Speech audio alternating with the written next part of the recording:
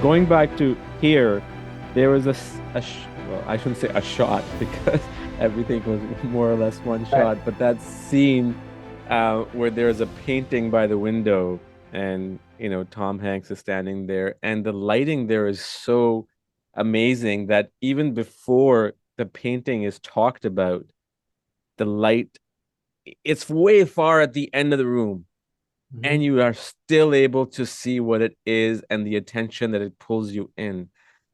Lighting the entire film, especially the indoor parts, keeping it consistent throughout, obviously, at least in one time period. Again, challenging, I'm sure. If you can talk about that, how you overcame all those obstacles in that sense. I think what terrified me about the idea of it from the beginning, from a lighting standpoint, was being redundant. Like, how many different ways can I light this room? Right. So, but ultimately, when we break it down from a storytelling standpoint, number one, like, what does the audience need to know? Well, it's December, it's snowing, that sort of thing. It's Christmas time. And this scene needs to take place. The kids are in their pajamas. Is it dark out? It's, yeah, they're in their pajamas and it gets dark at 4:30 at this particular. Yes. So you break it all down that way first, logically. Then once you have that basis to work off of what it is, then you push the dramatic side of light and shadow. And so then what I mean by that is, where do we want the audience looking in the frame? Now, granted, if Tom Hanks is in the frame, everybody's going to look at Tom Hanks. But Yeah, the picture in the background is a great example of, well, what does the audience really need to see here? What's the important element of what's the red dot, as Bob calls it, of the scene? And then you use, normally you would use lenses and depth of field and a lot of things to force the audience to look someplace in the frame.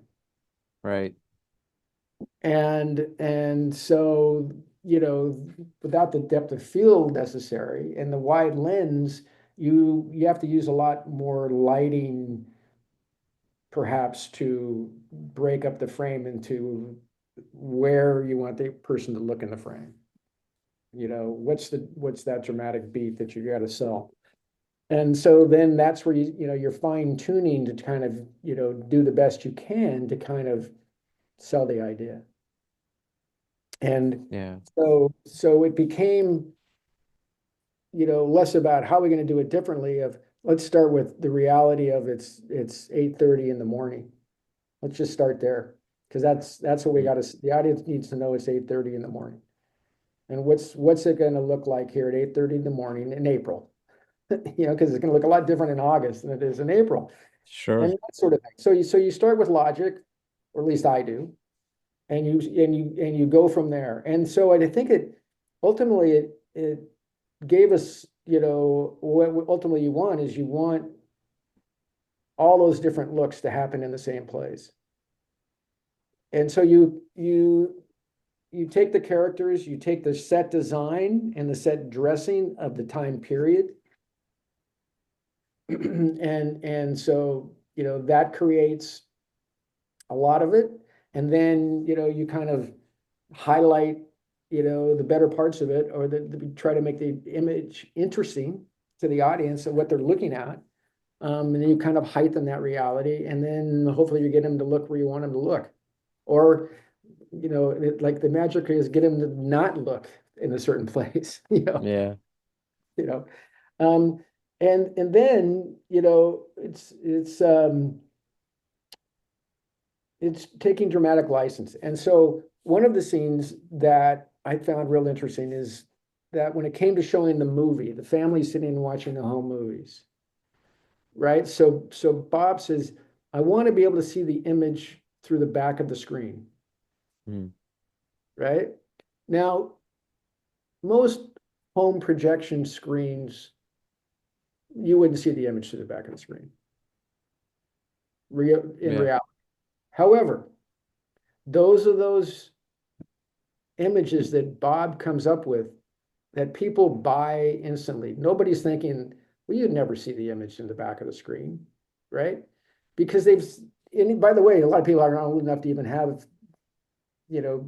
been raised around home movies where you used to pull out the screen and then, and then show the movie on the screen.